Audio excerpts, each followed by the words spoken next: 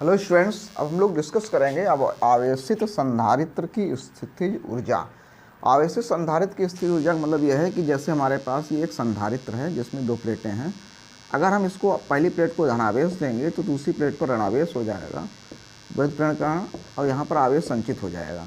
तो आवेशित करने में जो किया गया कार्य होगा वो इस संधारित्र में संचित हो जाएगा स्थितिज ऊर्जा के रूप में, जैसे आवेशित संधारित्र की स्थितिज ऊर्जा कहते हैं। माना संधारित्र की धारिता C है तथा संधारित्र की प्लेटों के बीच, संधारित्र की प्लेटों पर Q डैश आवेश देने पर विभवांतर V डैश हो तो Q डैश बराबर क्या फॉर्मूला होगा, तो V डैश बराबर Q डैश अपान C। ठीक है। अतः संधारित्र की प्लेटों को अनंत सूक्ष्म आवेश dq देने में किया गया कार्य क्या हो जाएगा, dw बराबर क्या होता है, कार्य होता है विभवांतर v डैश हो गया, और आवेश कितना दे रहा है dq, तो v डैश की वैल्यू हो गई q डैश अपान c dq, ये हो गया dw। अब हम मान लेंगे कि यहाँ पर आवेश पहले 0 था, अब आवेश q हो गया। अतः संधारित्र की प्लेटों को q बराबर 0 से q बराबर q आवेश देने में कृत कार्य W इक्वल टू लिमिट हो जाएगी 0 से q dw, तो W इक्वल टू आएगा 0 से q, dw वैल्यू हो जाएगी q डैश अपान c dq, जिसमें हम c को बाहर निकाल लेंगे और इंटीग्रेशन 0 से q होगा q डैश dq का। तो देखिए फॉर्मूला होता है इंटीग्रेशन x घात n into d x equal to होता है x घात n plus 1 upon n plus 1। तो इस फार्मूला का जब प्रयोग करेंगे तो W इक्वल टू आ जाएगा 1/c, q डैश की वैल्यू हो जाए x की जगह पर q डैश है तो q डैश की पावर हो जाएगी, यहाँ n प्लस 1 की पावर 1 है तो 1 प्लस 1 2 हो जाएगा, नीचे 1 प्लस 1 2 हो जाएगा, पावर 0 से q हो जाएगी। तो 1/2 2 बाहर निकाल लेंगे, 1/2c बाहर आ जाएगा। अब यहाँ पर q डैश की वैल्यू एक बार q रखेंगे तो q स्क्वायर हो जाएगा, एक बार 0 रखेंगे तो 0 हो जाएगा। तो इस प्रकार से जो फार्मूला आएगा W equal to 1/2 q square upon c, ये फार्मूला आएगा q square upon c, W equal to 1/2 q square upon c। ठीक है, लिख देंगे। यह कार्य संधारित्र की प्लेटों के बीच स्थितिज ऊर्जा के रूप में संचित हो जाता है। अतः संधारित्र की स्थितिज ऊर्जा U बराबर 1/2 q स्क्वायर अपान c, एक तो ये फॉर्मूला होगा, दूसरा q equal to c v होता है तो u इक्वल टू आ जाएगा, ये u है 1/2, q की वैल्यू रखेंगे सी वी तो c square v square upon c square, sorry c, एक c कट जाएगा तो u इक्वल टू दूसरा आएगा हाफ सी वी स्क्वायर, ये इसका मेन फार्मूला हो गया। ठीक है स्टूडेंट्स, अब हम निकाल लेते हैं v की वैल्यू। v इक्वल टू होता है q upon c, v equal to होता है v की वैल्यू निकाल ली जाए या c की, c इक्वल टू होता है Q upon V, C equal to Q upon V. तो यू इक्वल टू 1/2, यहाँ पर सी की जगह लिख देंगे क्यू अपान वी और इंटू वी स्क्वायर है तो एक वी कट जाएगा, तो यू इक्वल टू आएगा 1/2 क्यू वी। तो एक तो आगे 1/2 क्यू वी आ गया, दूसरा आया 1/2 सी वी स्क्वायर आया, ये मेन फार्मूला होता है सी वी स्क्वायर, और पहला फार्मूला आया था 1/2 क्यू स्क्वायर अपान सी। ठीक है, ये 3 फार्मूले हो गए। अगर वायु के लिए निकालेंगे फॉर निर्वात या वायु के लिए अगर फार्मूले लिखेंगे तो ये उसको लिख लेंगे u0 equal to 1/2 q0 square upon c0 या 1/2 c0 v0 स्क्वायर लिख लिया जाता है। ठीक है, अब हम कुछ यहाँ पर कंडीशंस स्टडी करने वाले हैं, तो जिसमें कंडीशन नंबर 1 है कि कंडीशन नंबर 1 ये है कि पहले तो वायु के प्लेटों के बीच वायु है अभी। ठीक है, अब प्लेटों के बीच यदि प्लेटों के बीच क्या रख दिया जाए, के परावर्तांक की पट्टी रखी जाए, के परावर्तांक की पट्टी रखी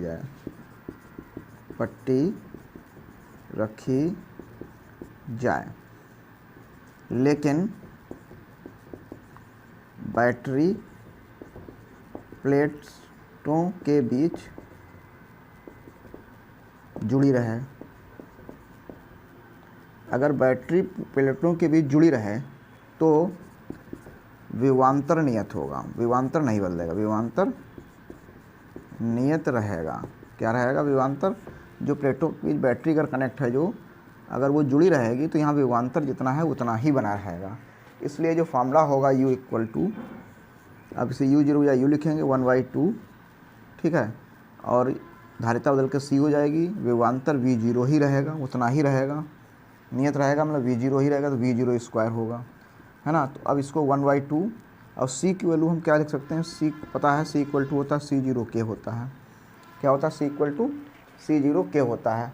तो यहाँ पर फार्मूला हो जाएगा c0 k और v0 स्क्वायर। ठीक है, अब लिख सकते हैं इसको हम, क्या लिख सकते हैं, देखिए u इक्वल टू आ जाएगा 1/2, अब 1/2 c0 v0 स्क्वायर को लिख सकते हैं u0, तो ये आ जाएगा u0 k, ये फार्मूला बन जाएगा। तो v equal to 1/2 u0 k, या कह सकते हैं u डायरेक्टली प्रोपोर्शनल k, मतलब परावैद्युत पट्टी अगर रख दी जाए, लेकिन बैटरी को ना हटाया जाए, बैटरी लगातार जुड़ी रहेगी तो विभवांतर के नियत रहेगा, इसलिए स्थितिज ऊर्जा बढ़ जाएगी। ये ऑब्जेक्टिव क्वेश्चन आता है, पूछा जाता है कि यदि संधारित्र की प्लेटों के बीच वायु है लेकिन उसकी प्लेटों के बीच के परावर्तांक की पट्टी रख दी जाए, लेकिन बैटरी जुड़ी रहे, परावर्तित पट्टी रख दी जाए, तो ऊर्जा पर क्या प्रभाव पड़ेगा, तो ऊर्जा बढ़ जाएगी, U समानुपाती के हो जाएगा। दूसरी कंडीशन ये है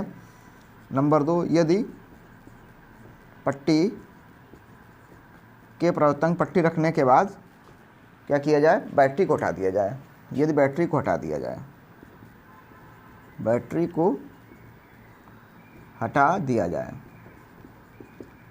जाए तो आवेश Q0 नियत रहेगा, क्योंकि बदलेगा नहीं विभवांतर, क्योंकि विभवांतर बदल जाएगा लेकिन आवेश Q0 नियत रहेगा, अगर आवेश नियत रहेगा तो ये फार्मूला लग जाएगा। तो U इक्वल टू होगा 1/2, अब Q0 स्क्वायर अपान यहाँ C हो जाएगा, अब C को क्या लिखेंगे 1/2 Q0 square upon C0 k लिखेंगे, है ना।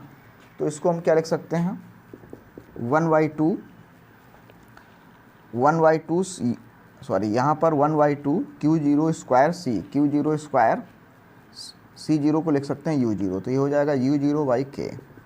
तो यहाँ पर ये सिद्ध किया गया कि U इन्वर्सली प्रोपोर्शनल 1/k है, मतलब यदि हम परावैद्युत पट्टी जोड़ने पर बैटरी को जुड़ा रखते हैं, जुड़ी रहती है, तो धारिता परावैद्युत पदार्थ जोड़ने पर परावैद्युत पदार्थ जोड़ने पर स्थितिज ऊर्जा बढ़ जाएगी। यदि यहाँ पर बैटरी कनेक्ट रहती है, कहने मतलब यहाँ पर संधारित्र है और यहाँ परावैद्युत पदार्थ रखा गया लेकिन साथ में बैटरी जुड़ी रही, बैटरी कनेक्ट रही, तो यहाँ पर ही होगा formula U directly proportional to k, मतलब परावैद्युत पदार्थ के समानुपाती होगी स्थितिज ऊर्जा। लेकिन यहाँ पर संधारित्र है और पट्टी को जैसे ही रखा गया बैटरी को हटा दिया गया, डिस्कनेक्ट कर दी गई, तो यो इन्वर्सली प्रोपोर्शनल 1/k, मतलब परावैद्युत पदार्थ के परावैद्युतांक के व्युत्क्रमानुपाती हो जाएगी स्थितिज ऊर्जा, मतलब जितना परावैद्युतांक ज़्यादा होगा उतनी स्थितिज ऊर्जा कम हो जाएगी। इसको स्टूडेंट नोट कर लीजिए। फिर आगे हम लोग स्टूडेंट्स अभी हम लोग डिस्कस कर रहे थे संधारित्र की स्थितिज ऊर्जा के बारे में। अब हम लोग डिस्कस करेंगे संधारित्र का ऊर्जा घनत्व। तो ऊर्जा घनत्व ऊर्जा से ही रिलेटेड है। ऊर्जा घनत्व मीन्स एनर्जी डेंसिटी, जो टॉपिक है ये एनर्जी से ही रिलेटेड है। तो एनर्जी डेंसिटी क्या होती है कि कोई भी कैपेसिटर की जो हमारा संधारित्र कैपेसिटर है उसकी जो ऊर्जा है, उस ऊर्जा का मान एकांक आयतन के निकाला जाए। एकांक आयतन की ऊर्जा को, संधारित्र के एकांक आयतन की ऊर्जा को ऊर्जा घनत्व कहते हैं। संधारित्र के एकांक आयतन की ऊर्जा को ऊर्जा घनत्व कहते हैं। संधारित्र के एकांक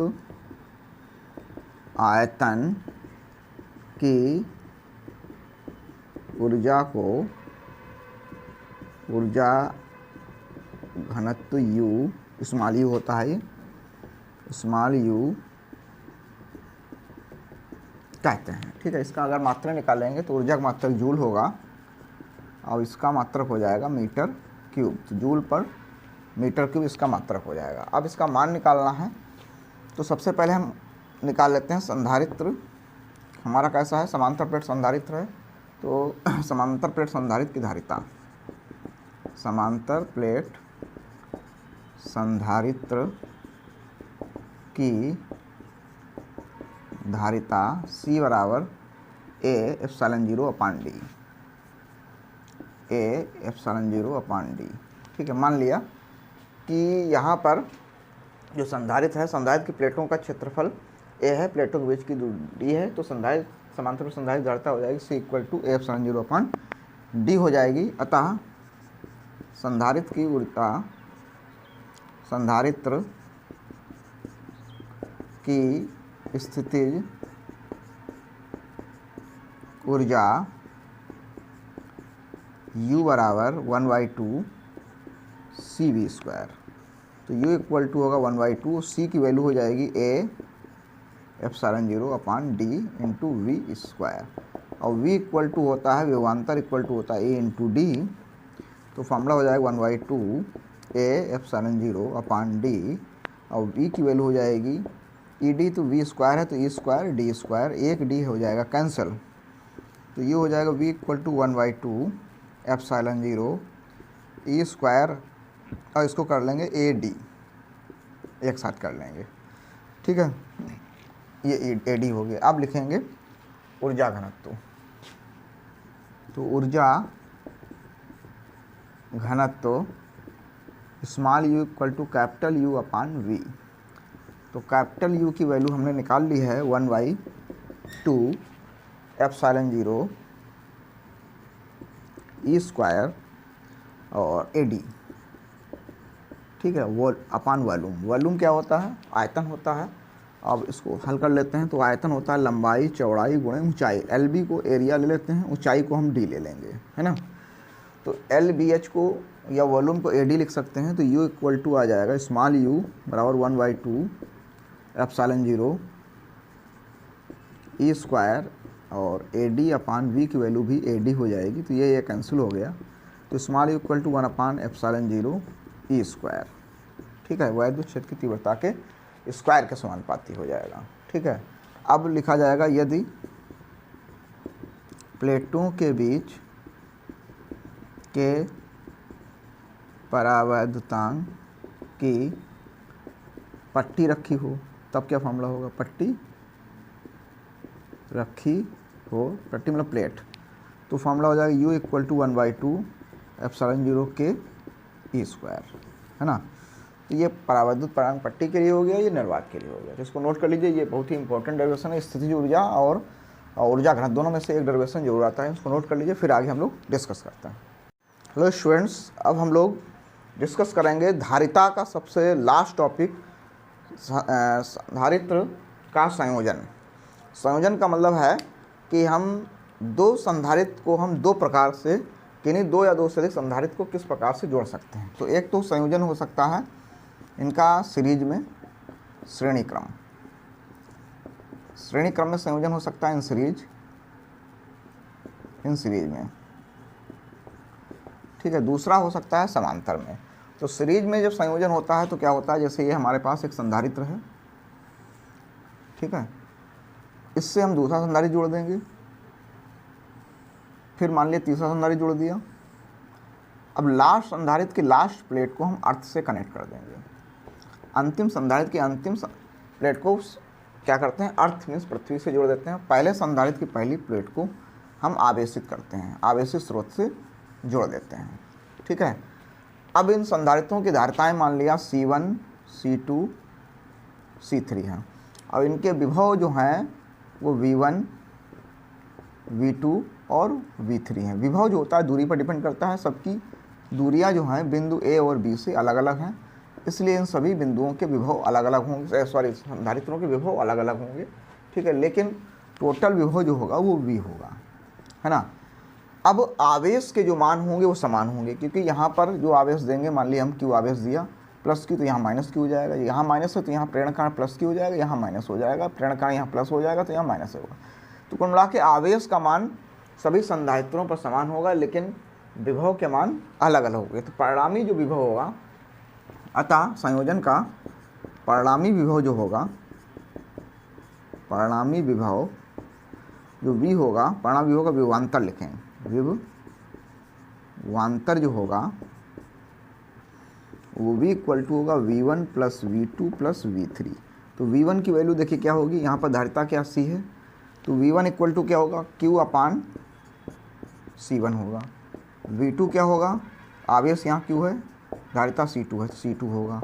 और इसी प्रकार से V3 की वैल्यू क्या होगी, Q अपान C3 होगी, ठीक है। अतः यहाँ पर वैल्यू पुट करें अगर हम, तो V इक्वल टू V1 की वैल्यू Q अपान C1, V2 वैल्यू Q अपान C2 और V3 वैल्यू Q अपान C3। सभी में हम क्या करेंगे, Q कॉमन ले लेंगे, तो 1 upon C1, 1 upon C2, 1 upon C3 हो जाएगा। Q को नीचे ले लेंगे तो V upon Q equal to हो जाएगा 1 upon C1 plus 1 upon C2 plus 1 upon C3 हो जाएगा, ठीक है स्टूडेंट्स।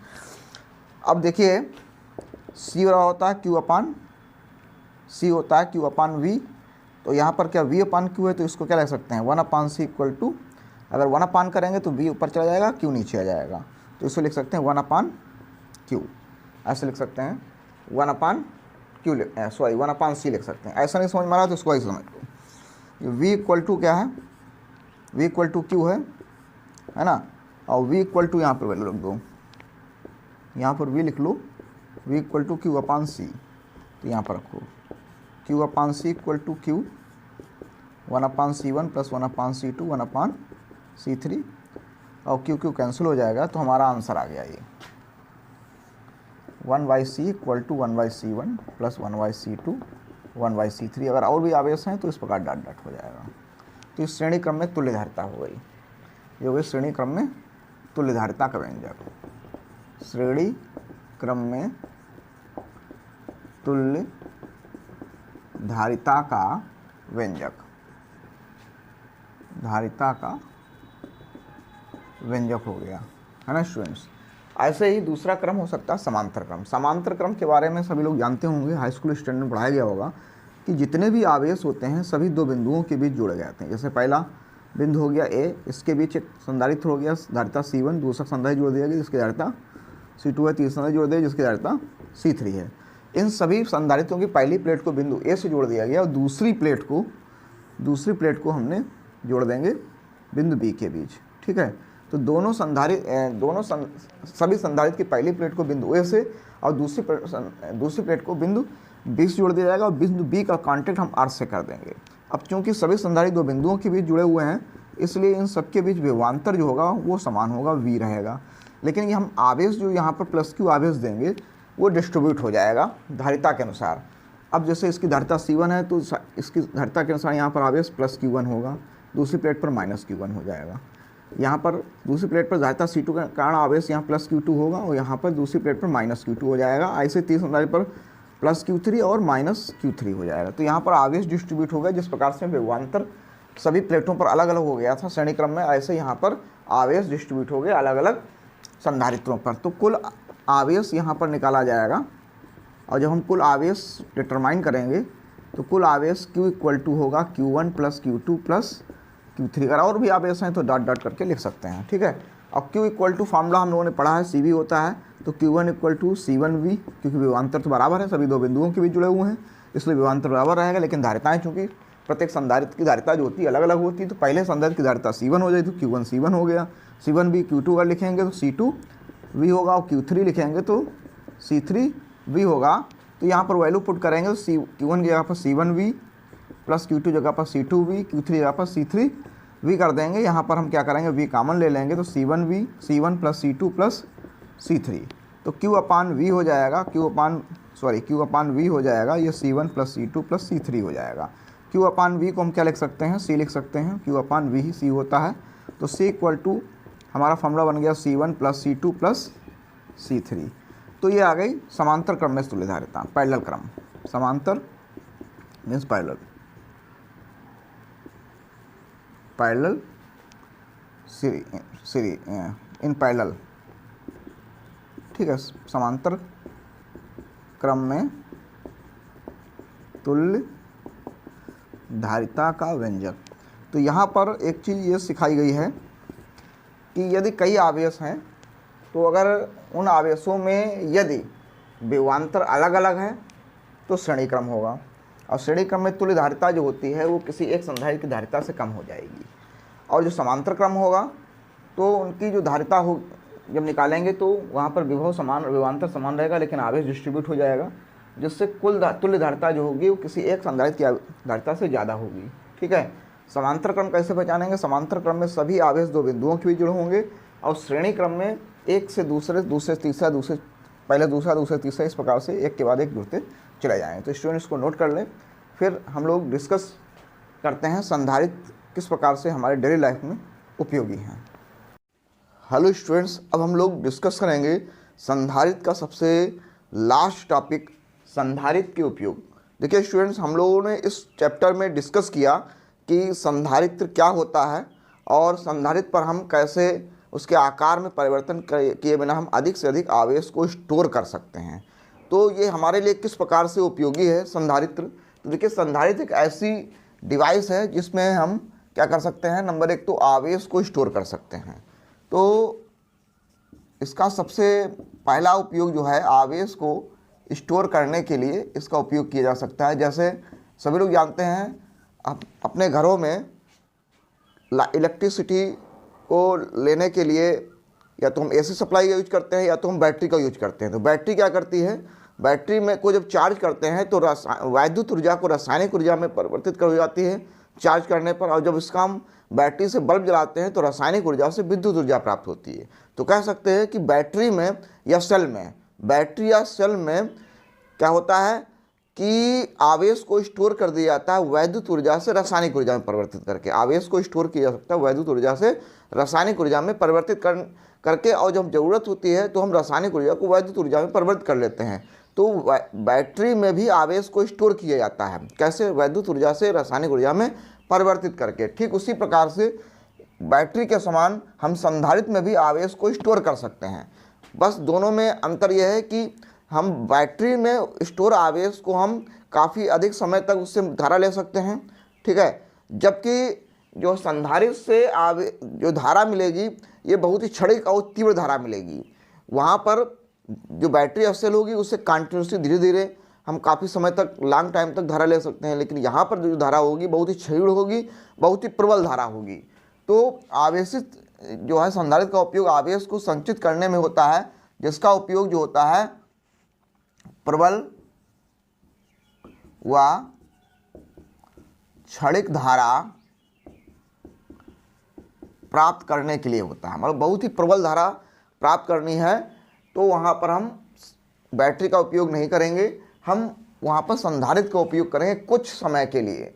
कुछ समय के लिए अगर हमें बहुत ही प्रबल धारा प्राप्त करनी है तो हम वहाँ संधारित्र का उपयोग करेंगे और उस प्रबल धारा से क्या करेंगे, हम एक प्रबल चुंबकीय क्षेत्र उत्पन्न कर सकते हैं, जो कि क्या है, प्रबल चुंबकीय क्षेत्र उत्पन्न करता है। ठीक है, तो प्रबल चुंबकीय क्षेत्र अगर हमें उत्पन्न करना, बहुत ही कुछ समय के लिए बहुत ही प्रबल चुंबकीय क्षेत्र उत्पन्न करना है तो हम क्या करेंगे, संधारित्र का उपयोग करेंगे। संधारित्र के उपयोग से बहुत ही कुछ समय के लिए हमें बहुत प्रबल धारा मिलेगी जो एक प्रबल चुंबकीय क्षेत्र उत्पन्न करेगी। ठीक है स्टूडेंट्स। दूसरा, हम ऊर्जा को स्टोर कर सकते हैं, ऊर्जा को संचित कर सकते हैं। तो चूँकि जब संधारित्र को चार्ज करेंगे तो संधारित्र को चार्ज करने में जो किया गया कार्य होगा वो संधारित्र की जो प्लेटें होती हैं उन प्लेटों के बीच ऊर्जा के रूप में संचित हो जाएगा, ऊर्जा के रूप में संचित हो जाएगा। तो यहाँ पर प्लेटों के बीच जब आवेशित किया जाता है संधारित्र को तो वहाँ पर वैद्युत स्थिर ऊर्जा या स्थिर ऊर्जा जो होती है वो संचित हो जाती है, जिसका उपयोग हम अलग अलग प्रकार से कर सकते हैं। जैसे इसका उपयोग जो है प्रबल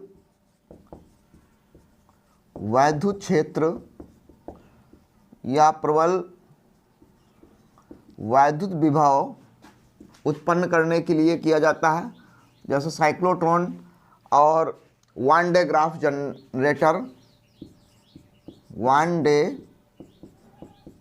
ग्राफ जनरेटर में इसी प्रिंसिपल का उपयोग किया गया है। वन डे ग्राफ जनरेटर जो होता है इसमें क्या होता है कि संधारित्र का उपयोग करके हम बहुत ही प्रबल विभव और प्रबल वैद्युत क्षेत्र उत्पन्न करते हैं, जिससे इलेक्ट्रॉन या आवेशित कण, जो आवेशित कण होते हैं, आवेशित कण जैसे इलेक्ट्रॉन, प्रोटॉन को तीव्र वेग प्रदान किया जा सकता है।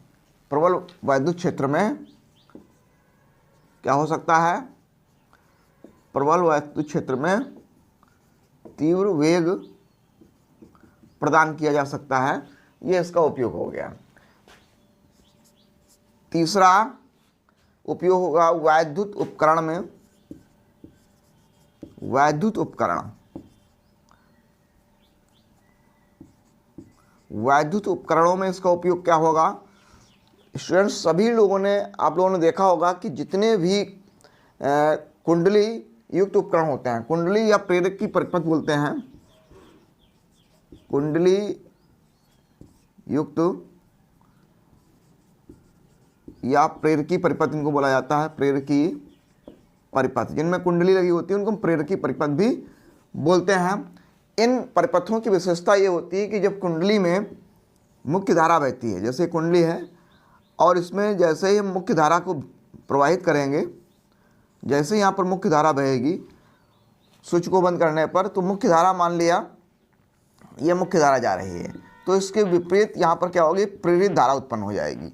प्रेरित धारा मुख्य धारा का विरोध करती है, तो विपरीत धाराओं के कारण यहाँ पर शॉर्ट सर्किट हो जाएगा। शॉर्ट सर्किट होने के कारण यहाँ पर क्या होगा, ये परिपथ जो है जल सकता है या नष्ट हो सकता है, खराब हो सकता है। तो इससे बचने के लिए यहाँ पर क्या करते हैं, एक कैपेसिटर या संधारित्र को जोड़ दिया जाता है। अब इस संधारित्र का काम क्या है, जैसे ही हम स्विच को बंद करेंगे या इस प्रेरकी या कुंडली परिपथ में धारा बहेगी तो कुंडली परिपथ में धारा बहने पर मुख्य धारा के विपरीत जैसे ही प्रेरित धारा उत्पन्न होगी, इस प्रेरित धारा को ये संधारित्र क्या करेगा, अवशोषित कर लेगा, या कह सकते हैं संधारित्र की जैसे प्रेरित धारा बहेगी, इस प्रेरित धारा से संधारित्र क्या हो जाएगा, आवेशित हो जाएगा, या उस धारा को अवशोषित कर लेगा जिससे संधारित्र आवेशित हो जाएगा। अब विपरीत धारा या प्रेरित धारा होने के प्रेरित धारा प्रवाहित ना होने के कारण यहाँ पर जो परिपथ होगा वो उसमें लघु परिपथ या शॉर्ट सर्किट नहीं होगा, जिससे हमारी डिवाइस चलती रहेगी। तो जितने भी जो है प्रेरकी या कुंडली परिपथ होते हैं, जैसे मोटर, वैद्युत मोटर देखते होंगे, पानी वाली मोटर जैसे हो गई, समर मोटर हो गई, है ना, इसके अलावा फैन, पंखे होते हैं, और जहाँ भी जितने भी डिवाइसेस होती हैं जिनमें कुंडली लगी होती है, जैसे फैन में क्या होती है, कुंडली होती है, तो लोग जानते हैं, उसके साथ में देखो कंडेंसर लगा होता है, वो कंडेंसर ही क्या होता है, एक संधारित्र होता है। ठीक है, तुमने देखा होगा जो समर की मोटर होती है, अन्य मोटर होती है पानी वाली, उनमें भी एक कंडेंसर लगा होता है। वो कंडेंसर इसलिए लगाया जाता है क्योंकि वहाँ भी क्या होती है, कुंडली युक्त परिपथ होता है। तो इन सभी मोटर युक्त जितने भी परिपथ होते हैं, कुंडली युक्त जितने भी परिपथ होते हैं, उसमें संधारित्र के दो काम होते हैं। एक तो पहला काम ये होता है कि कुंडली युक्त परिपथ होने के कारण उनमें प्रेरित धारा बहेगी, प्रेरित धारा से शॉर्ट सर्किट होगा, शॉर्ट सर्किट से बचने के लिए वहाँ पर संधारित्र लगा देते हैं। संधारित्र क्या होता है, चार्ज हो जाता है। एक तो ये काम करता है संधारित्र कि उसको शॉर्ट सर्किट से बचाता है। दूसरा, हमने पहला पॉइंट बताया था कि प्रबल क्षणिक धारा द्वारा प्रबल चुंबकीय क्षेत्र उत्पन्न होता है, क्योंकि कुंडली में क्या होता है कि जब धारा बहती है तो उसकी जो मोटर जब घूमती है तो जैसे पंखा चलेगा या मोटर जब चलेगी तो बहुत ही प्रबल चुंबकीय क्षेत्र चाहिए। तो होता क्या है कि वहाँ पर संधारित्र दो काम करता है। एक तो मुख्य धारा के विपरीत प्रेरित धारा को अवशोषित कर लेता है, जिससे चार्ज हो जाता है। अब जब मोटर स्टार्ट होने के लिए बहुत ही प्रबल चुंबकीय क्षेत्र चाहिए। तो होता क्या है, जैसे ही मोटर को स्टार्ट करेंगे या फैन को स्टार्ट करेंगे तो जो संधारित्र में स्टोर प्रेरित धारा के कारण जो संधारित्र में स्टोर आवेश है, उस आवेश से संधारित्र क्या करता है, उस कुंडली को प्रबल व क्षणिक वैद्युत धारा देता है, जिससे कुंडली में प्रबल चुंबकीय क्षेत्र उत्पन्न हो जाता है। प्रबल व क्षणिक धारा देता है, जिससे कुंडली में प्रबल चुंबकीय क्षेत्र उत्पन्न हो जाता है, जिससे मोटर एकदम से तेजी से चल देती है। ठीक है, जिससे हम इसीलिए इसको स्टार्टर भी बोलते हैं। वो स्टार्टर बोलने का कारण यही होता है क्योंकि यहाँ पर जो कंडेंसर होता है वो दो काम कर रहा है। एक तो जो है प्रबल चुंबकीय क्षेत्र उत्पन्न कर रहा है, जिससे हमारी जो मोटर का जो शाफ्ट होगा वो तेजी से घूमने लगेगा, क्योंकि प्रबल चुंबकीय क्षेत्र उत्पन्न कर देता है। तो वैद्युत उपकरणों में इसका बहुत ही महत्वपूर्ण रोल है। बिना इसके कोई भी जो है कुंडली युक्त उपकरण नहीं प्रयोग किया जा सकता, क्योंकि इसके दो उपयोग है। एक तो शॉर्ट सर्किट से बचा रहा है और दूसरा जो है प्रबल चुंबकीय क्षेत्र उत्पन्न कर रहा है, जिससे कुंडली युक्त उपकरण तेजी से स्टार्ट हो जाते हैं, चलने लगते हैं। इसलिए इसको स्टार्टर के नाम से भी जाना जाता है। ठीक है, ये हो गया वैद्युत उपकरणों में। इसके बाद वैद्युत परिपथ जो होते हैं, जितने भी वैद्युत परिपथ होते हैं, कोई भी वैद्युत परिपथ इस संधारित्र के बिना अधूरा है, क्योंकि जितने भी वैद्युत परिपथ होते हैं उसमें इसका बहुत ही महत्वपूर्ण उपयोग है। जैसे कह सकते हैं कि जो पावर सप्लाई होती है उसमें वोल्टेज उच्चावन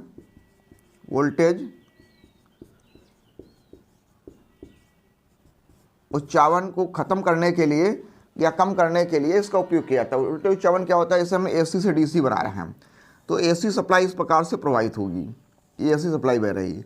अब जब डीसी बनाई गई तो डीसी एक ही समय बहती है। तो लेकिन जब डीसी बनाई गई एसी डीसी डायोड के द्वारा, तो होता क्या है कि जो वोल्टेज प्राप्त होती है उसकी वैल्यू इक्वल नहीं होती। कभी वोल्टेज बढ़ जाएगी, कभी वोल्टेज बहुत कम हो जाएगी। मतलब एक समान मान का वोल्टेज हमें प्राप्त नहीं होता है जो डीसी वोल्टेज होता है, और हम चाहते हैं एक समान मान का वोल्टेज प्राप्त हो।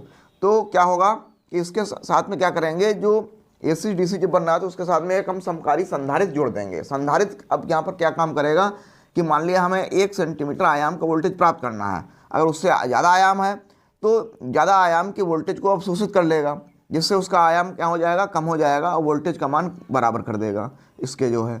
ठीक है, ये ज़्यादा है इसको अवशोषित कर लेगा, इसको बराबर कर लेगा, और जब कम हो गया तो उसको वोल्टेज दे देगा, जिससे फिर से मान बढ़ जाएगा। तो इस प्रकार से यहाँ पर संधारित्र का काम क्या कर रहा है कि यहाँ पर वोल्टेज के मान को समान कर रहा है, इसलिए समकारी संधारित्र के नाम से जाना जाता है। इसके वोल्टेज के फ्लक्चुएशन को ख़त्म कर देता है। एक तो ये काम होता है परिपथों में। दूसरा काम होता है रेडियो आवृत्ति